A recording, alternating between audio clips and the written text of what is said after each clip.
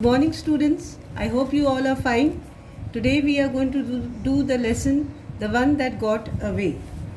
I want you to first do the reading of this chapter very thoroughly. I will now give you the explanation, so please listen carefully. The title of the lesson is The One Who Got Away. This lesson is about a class of students of the 4th grade. The teacher is Mrs. Cooper. Before the teacher ends her lesson for the day, she reminds the students about the project that she has given them for the next day.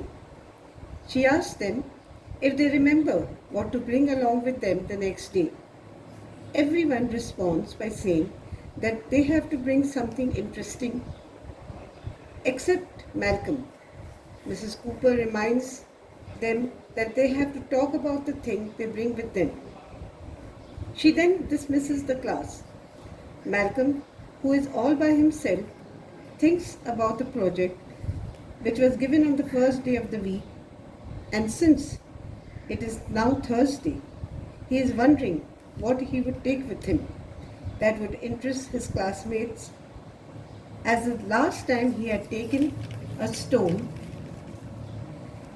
which was his favorite, but it seemed that the class did not find it very interesting.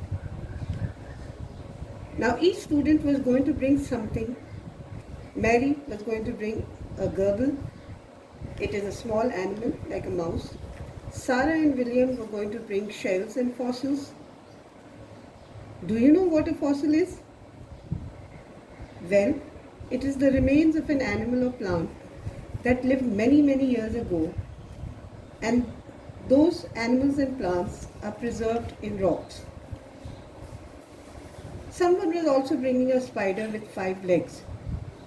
Isabel, one of his classmates, would bring a pocket calculator, which could be used to write her name.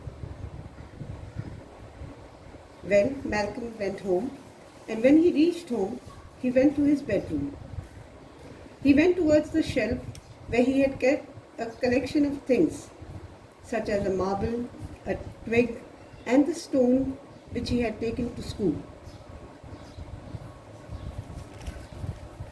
When the class found it interesting, then they would applaud.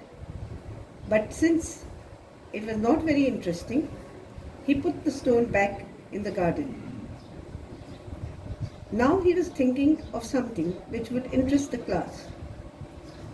On Friday, after the assembly, the students began the work on the project. Each child spoke about the object or thing he or she had brought. Mary spoke about her gerbil, which was in a cage. James about the fossil. William about the lame spider. And many others also spoke. Finally, it was Malcolm's turn.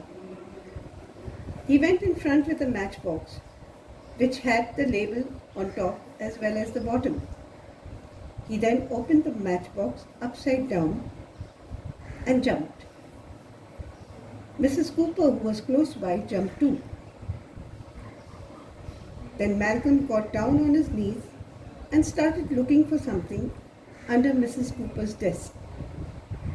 When Mrs. Cooper asked him what was the matter, he said that something had fallen out.